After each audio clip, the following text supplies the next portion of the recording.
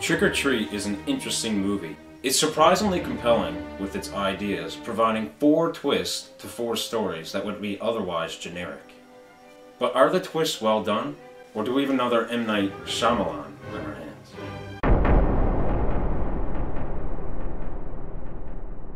Like most B-movies of the horror genre, Trick or Treat is shockingly short. For a movie with 4 primary plots, an hour and a half is not near enough time to establish and develop so many characters.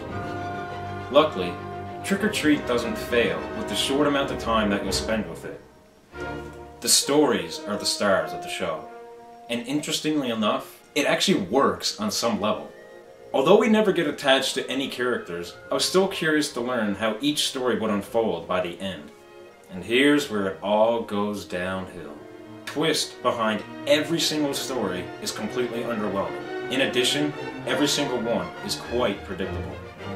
I was hoping for something that would spin conventional horror on its head, and instead I got something that wasn't even remotely horror. The second story, however, is actually fleshed out, plot-wise, from start to finish. It's actually the only one that's, well, genuinely creepy.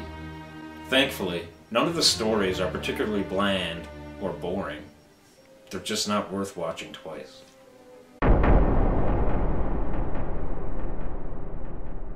The acting, in a nutshell, is subpar. Anna Paquin plays Red Riding Hood, and she's much worse here than she was in True Blood or X-Men. When compared to his roles in Troy or the entire Bourne trilogy, Brian Cox is also underwhelming.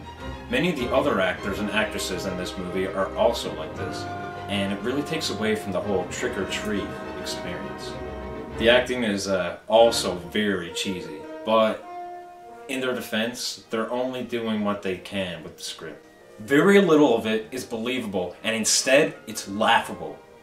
On the other hand, the child actors in the second story actually show some potential. In fact, they're better here than Anna Paquin or Brian Cox combined.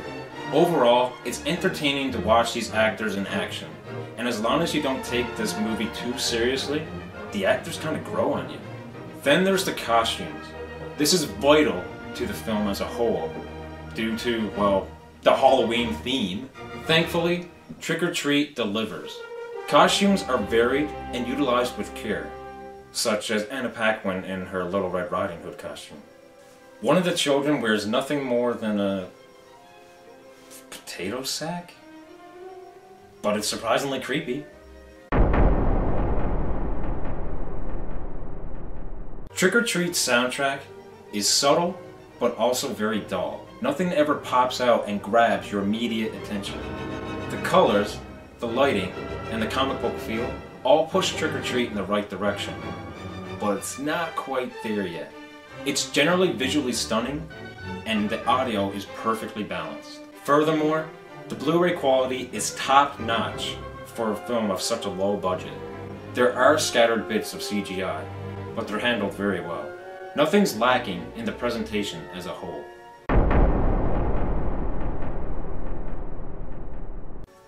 Put simply, Trick or Treat is visually stunning and written with some great ideas, but falls flat with its generic horror cliches, its poor dialogue, and its mediocre cast that suck out most of the immersion.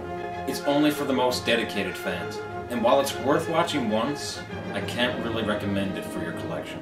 Trick or Treat gets a 5.5 out of 10. Whether you liked or disliked the video, just leave a comment below. Thanks for watching, guys. This is Kyle from Battlefront Productions. Until next time.